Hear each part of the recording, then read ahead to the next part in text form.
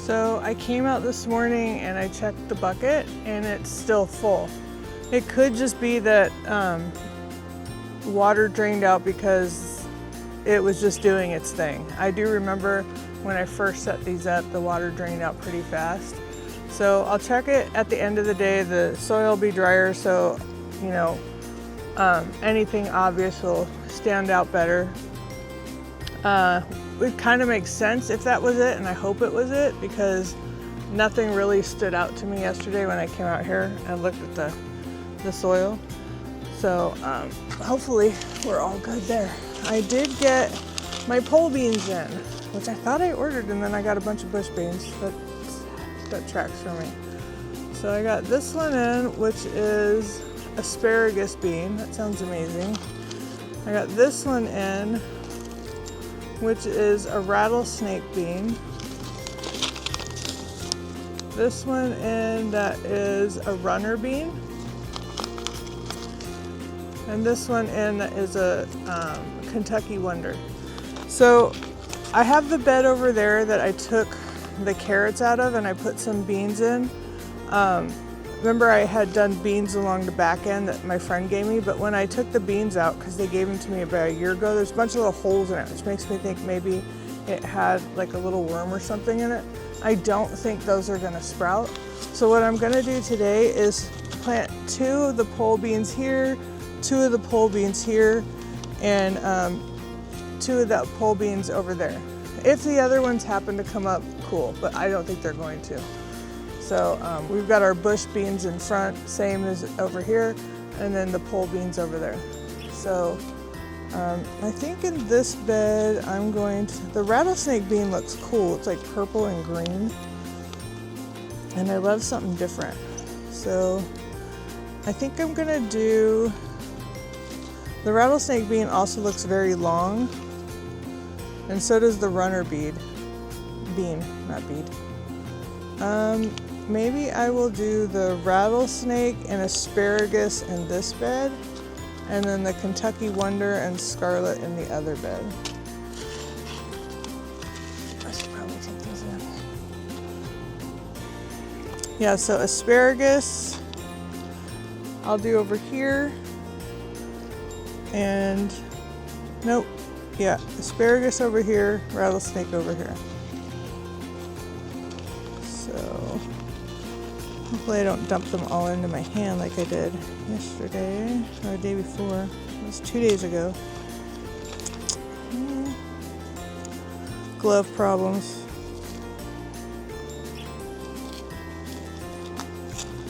Also, yesterday I came outside towards the end of work. I kind of like to do walks throughout the day just to make sure everybody's alive, nobody's trapped, nobody has a bucket on their head, Bluey's not in the garden.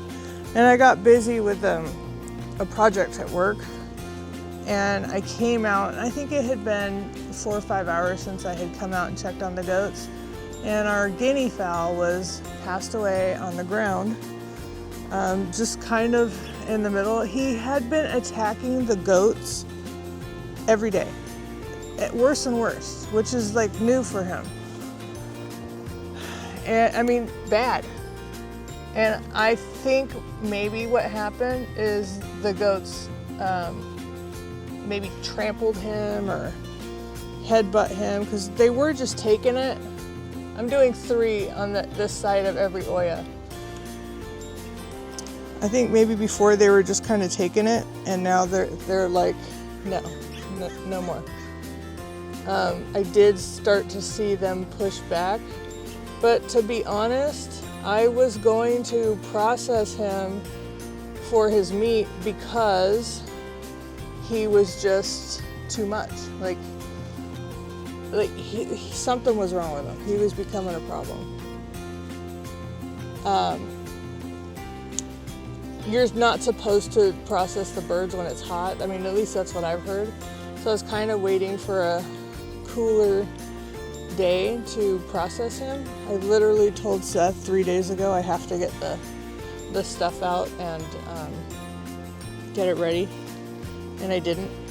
So, I mean, it taught me something, because if I had processed him, I would have known, you know, how he died and that he didn't suffer, and we would have had the meat. But I waited, and I don't know what his fate was. So I hope he didn't suffer. There were no bite marks, no blood, no nothing. So he either, you know, the heat got to him. A lot of birds like that. He was a very heavy bird too, like very heavy. Could have had heart problems, liver problems. Who knows? We will never know. And I'm not a vet. Can't do a necropsy. I do think maybe it had something to do with his neck because it just felt weird, which that's what leads me to believe that one of the goats had enough. So I kind of hope he just dropped dead and nothing, you know, crazy happened. But I will never know. And I have cameras back there, and I had disabled the cameras for some reason, which I don't typically do. So of course it happens when I disable my cameras. I probably could have given a little more space in between this Oya. Everything probably could have come back 1 to 2 inches, is what I'm seeing here.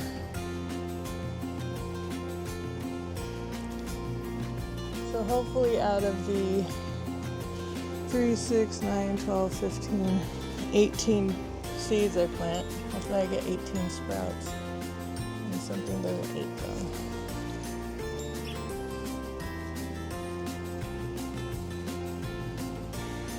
So this bed is done. I actually need to take back in my beans, so I will put those there.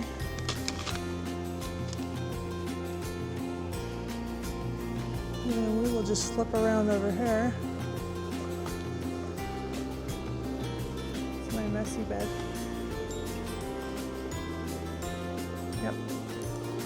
And then I'm going to do this right here is my indoor-outdoor thermometer. So we can see how hot it is outside. It probably does us more harm than good, because when it says, oh, it's 105 out here, then we don't even want to go out there. But if we didn't have that, we would wander out there. I'm still not sure if I'm going to use that hay. I don't think so. Over where I planted all my basils, it started coming up really nicely, and then something's eating the top of it, which I got something for that coming any day, hopefully tomorrow. Wow, these beans are huge. Look how big these beans are. They look like kidney beans. Yuck. Do I want kidney beans? Probably not. Oh great, found it. Okay, let's see. This bed is set up different. The Oya is kind of zigzag through here. So I will have to make a concerted effort, which I do. Every morning I come out here and I water this bed, and then at night I water it too. Probably overkill, but that's okay.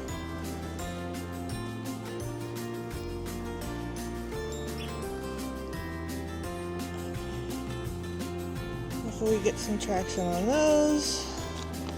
And then the Kentucky Wonder.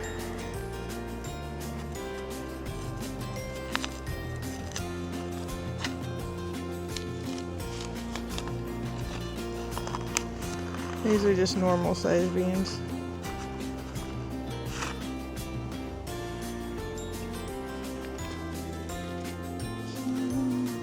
Ooh, where did I stop? Nope, I'm just gonna start here.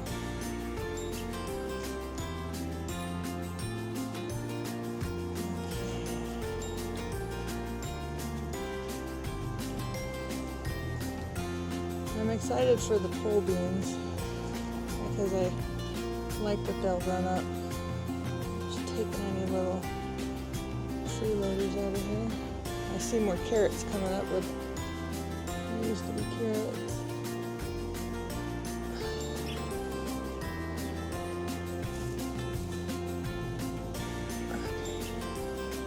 Okay. So those are done.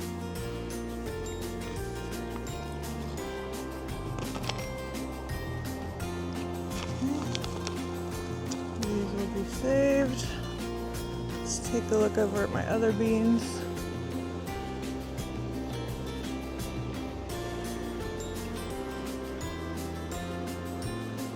You may not be able to see them. There's still blossoms. Ooh, and I have a bunch of clips now, so I can go back to clipping.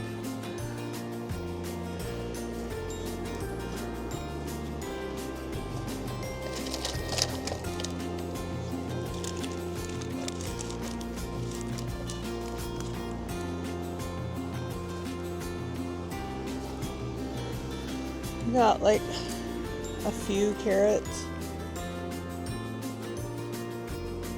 and then some weird stuff, like I don't know what that is, but it's not something I planted on purpose, so it goes. I'm just gonna take any long lanky stems and clip them.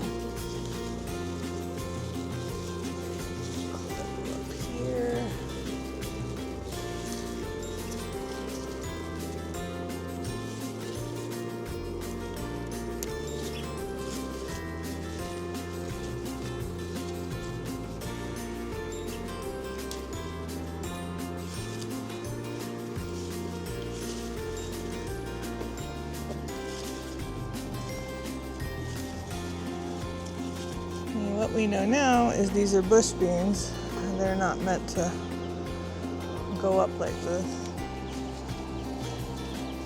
I'll probably come out later and grab any of the beans that are left on here.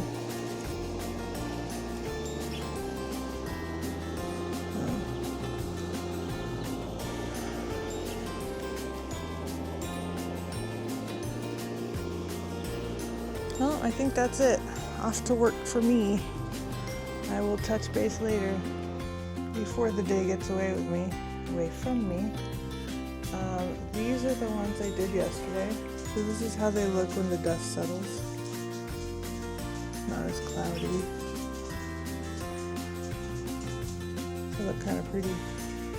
So I will be putting these up above the fridge for, until whenever. And then I have one that I'm gonna wait for trash day and throw out. Yeah, they all look good so far. And we can mix up the lime or whatever, but just wanted to show you what they look like after they settle. This is one that was done in May. This one looks good too.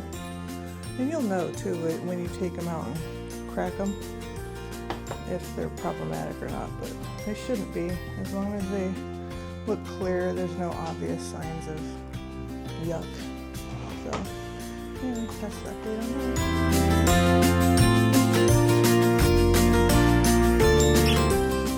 Okay, I need to make some space on my trays because I have to process more tomatoes. They're just stacking up on my counter, and if I don't process them, they will go soft or stuff will eat them. So, well, I want to have a few available to eat all the time. The main goal of growing this much was longevity. So, I'm going to try to quickly bag up as many as I can, make room on the trays. Some of these I had started to freeze dry, and then once the oil pump started running, I had to turn them off. But they're not, nothing's wrong with them. They were just not freeze dried, they were frozen. But, so, they are still good. Oh.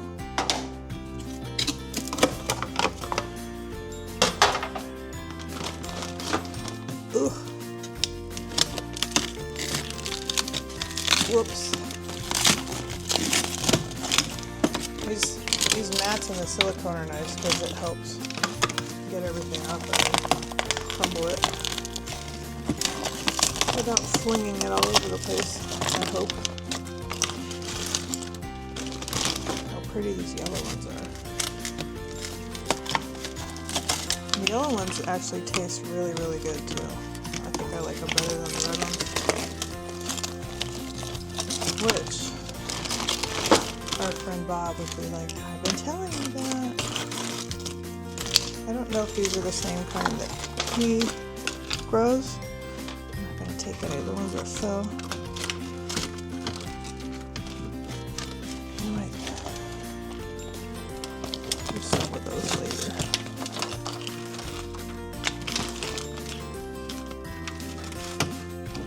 So these were in a bag, then they came off a bag, went on the sheet. Only 6 trays. Went into the freezer, now they're going back in a bag.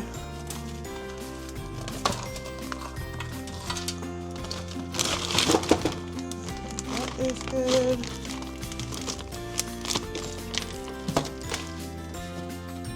And I can take all these in and wash them. Here's our little rainbow tomatoes.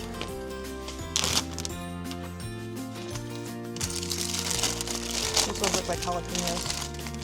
Jalapenos.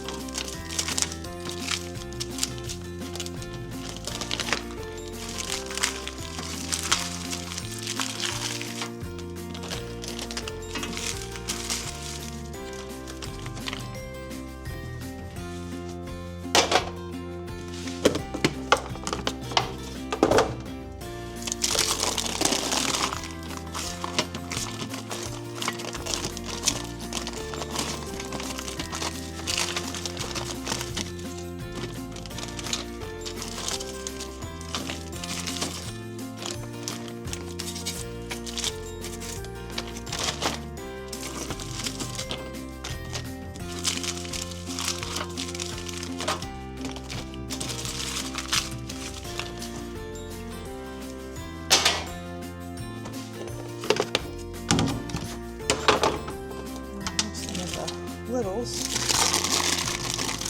cherry tomatoes.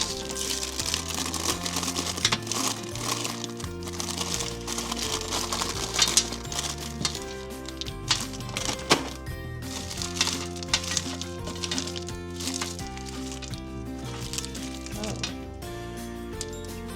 Is this a tomato? Yes, it is a tomato. I had some nectarines that sliced up like that.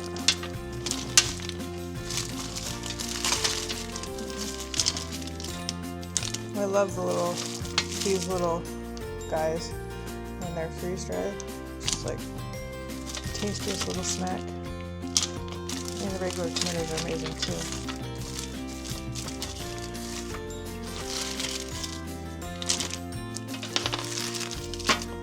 Give me 5-second look. And that little bad boy.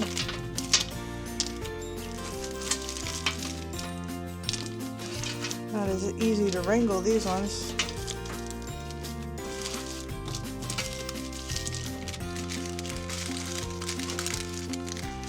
Get them all on one sheet. I think I can do it. So.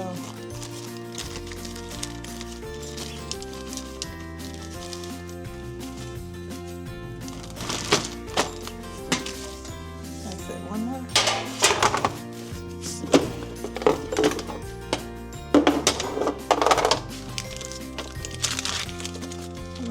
How many that was? How many trays?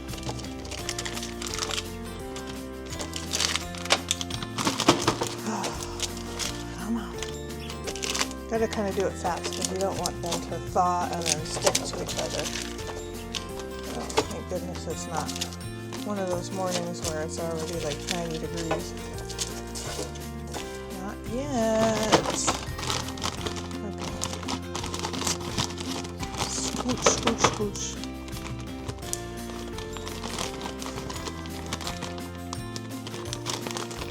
So I have several bags of tomatoes waiting to be freeze dried. I have bags of peaches, nectarines. I have other stuff too. Just can't think of it right now. Anyway, getting the most out of that one. Be right back.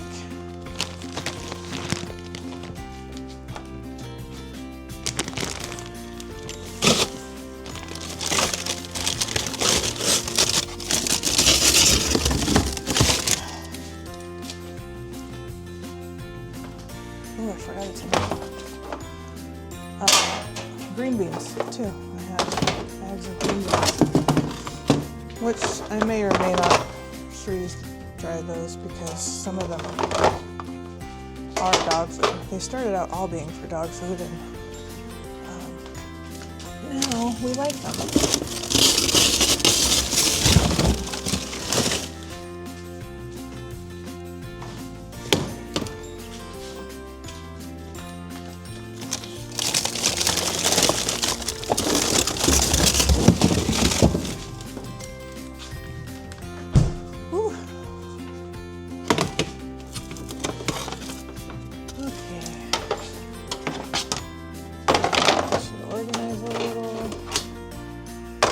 Get such a hurry because I don't want them to thaw.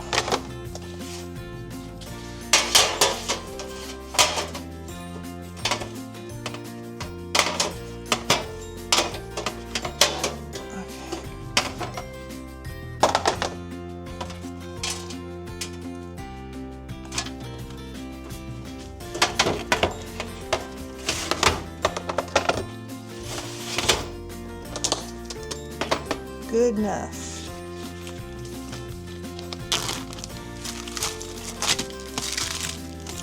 Big ones.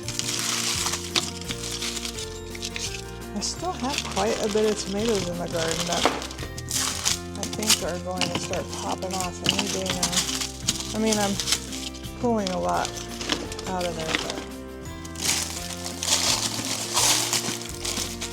and I think I've figured out what I want to do in the one bed of tomatoes that was not like that great.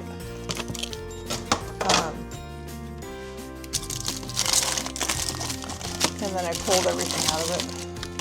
So I'm going to be working on the soil, trying to get it right over the next couple days. I'm going to pull the oyas out, just inspect them, make sure there's no like algae in them or anything crazy, because those were the oyas that I originally put the fertilizer in the 10-gallon bucket, and that was a huge mistake. It kind of sledged up the oyas, but I took them out, soaked them in vinegar, put them in the sun for a while, and they're supposed to be good.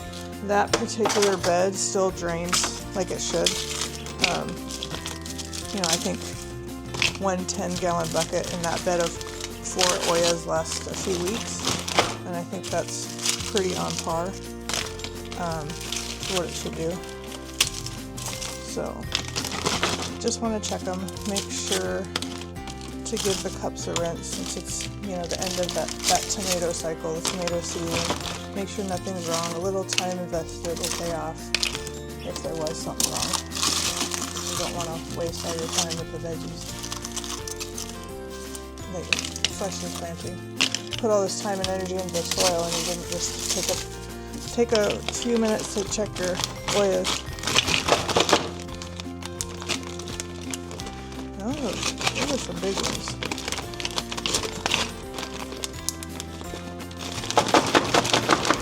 No, you will fit. How many trays were that? 2? 2 and just giant tomatoes. Okay.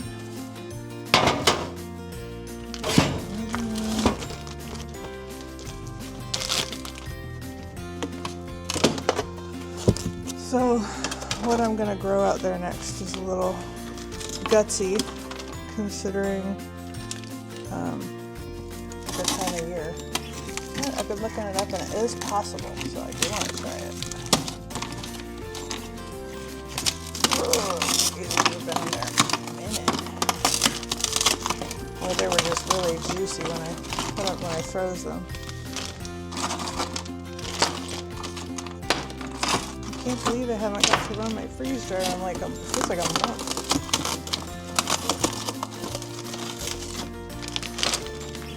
I have been watching the freeze dryer forums, and people do double stack a lot of their stuff, and I haven't been doing that. I've just been doing a single layer. I think I'm going to try to double stack some stuff, especially if it's pre-frozen, just to see if it takes longer. And tomatoes always take long because they're mostly water. But I wonder how much longer they're going to take if I double stack them. Pre-freezing is the way to go with your freeze drying. If you're not doing that, you're probably running your freeze dryer for way longer than you need to. But if you don't have the space in your freezer, then you do what you gotta do.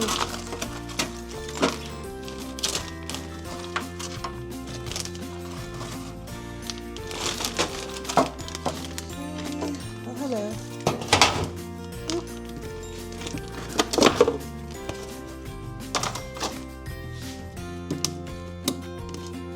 Oh, man, these were some juicy tomatoes. Definitely next year I'm doing more of these sauce tomatoes because they are not as juicy. So where this year I did like 5 or 6 different types of tomato, never doing heirloom again. I have giant plants that gave me like maybe 1 tomato, some that gave me none, never doing that again. I will definitely do sauce tomatoes because they're supposed to freeze dry better, because there's not a lot of juice in them. And then there's a couple, like beefsteak, I think Seth likes those. And those little heart-shaped ones, those are really flavorful, and definitely the yellow ones. So I think I just said I'm not going to do 5 or 6, and I just named 5 or 6. Maybe I'll just whittle it down to 4.